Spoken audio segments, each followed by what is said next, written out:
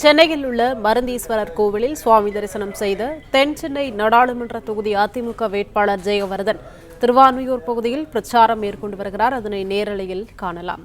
குறித்த கூடுதல் விவரங்களை செய்தியாளர் சரவணகுமார் வழங்க கேட்கலாம். சரவணகுமார், வணக்கம். விவரங்களை சொல்லலாம்.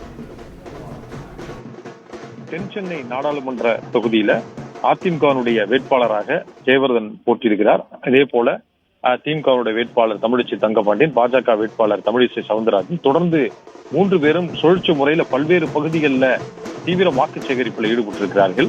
இன்று காலையில பெசன் நகர், அடையார் உள்ளிட்ட பகுதிகளில் பிரச்சாரம் மேற்கொண்டது அதிமுக வேட்பாளர் ஜெயவர்தன்.